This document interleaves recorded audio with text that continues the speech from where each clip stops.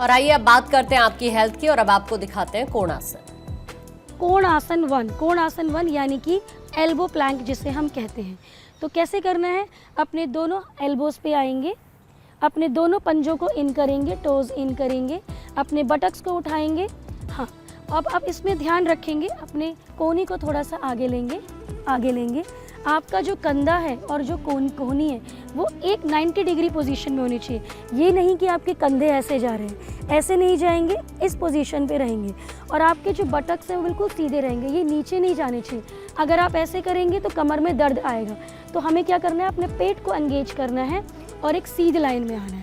अब हो सकता है शुरुआत में आप इस पोस्चर को नहीं कर पाएँ, तो जो बिगिनर्स है वो किस तरीके से करेंगे, अपने घुटनों को ज़मीन पे रख देंगे, बाकी पोजीशन को ऐसे मेंटेन रखेंगे, कंधे पीछे करेंगे इस पोजीशन में, लाइक दिस। आप इस तरीके से भी होल्ड कर सकते हैं, पर इसमें ध्यान रहे कमर में दर्द नहीं आना चाहिए, आपको अपने पेट को एंगेज करके रखना है। सो इससे क्या होगा, आपकी कोर की भी मांसपेशियां सही हो रही हैं और जो हमारी साइड की जो कोर मसल्स होती हैं उसमें मजबूती आती है। तो इस आसन को भी आप जितनी देर होल्ड कर सकते हैं, कम से कम 1 मिनट तक होल्ड करने की कोशिश करेंगे। धीरे से वापस आएंगे, रिलैक्स करेंगे मकर आसन में, सांस भरेंगे, सांस छोड़ेंगे, सांस भरेंगे, सांस छोड़ेंगे। अगला अभ्यास जो हम करेंगे अपनी साइड ऑब्लिक मसल्स के लिए वो है पूर्वोत्तानासना। सो पूर्वोत्तानासना के लिए सबसे पहले दंडासन में आएंगे। तो धीरे से उठेंगे, दोनों पैरों को सीधा सामने कर लेंगे, दोनों हाथों को पीछे लेके जाएंगे। हाँ, इस तरीके से आपने जाना है, कंधों को पीछे रखना है। सबसे इम्पॉर्टेंट है इसमें अपनी छाती को अपने ऊपर उठाना है। अब टोस को आगे की तरफ रखेंगे। अब श्वास भरते हुए अपने बटक को उठाएंगे।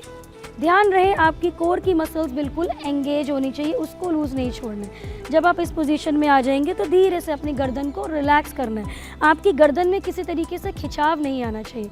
तो इस पोस्चर से हम क्या कर रहे हैं कि जो हमारी साइड की जो ऑब्लिक मसल्स होती हैं उसमें मजबूती आती है और खिंचाव आता है। तो साइड की मसल्स हमारी स्ट्रॉन्ग होती है। तो जब भी कभी हम बाल्टी उठाते हैं भरी हुई पानी की, तो क्या होता है, हम इस तरीके से उठाते हैं तो हमारी कमर में लचक आ जाती है, क्योंकि इस मसल में मजबूती नहीं होती है। तो इस आसन से हम इस मसल की मजबूती कर रहे हैं, जिसकी वजह से कोई हम भारी सामान उठाएं तो हमारे कमर में दर्द नहीं आए। कोशिश करें इस आसन को 10 काउंट तक शुरुआत में होल्ड करें, फिर धीरे धीरे 1 मिनट तक। धीरे से वापस आएंगे और शशांक आसन में रिलैक्स करेंगे। तो शशांक आसन में जाएंगे, अपने दोनों अंगूठों को मिलाएंगे पीछे से, दोनों घुटनों में थोड़ा सा गैप करेंगे और फिर धीरे से नीचे रेस्ट करेंगे, अपने फोरहेड को टच कर देंगे। चलिए अब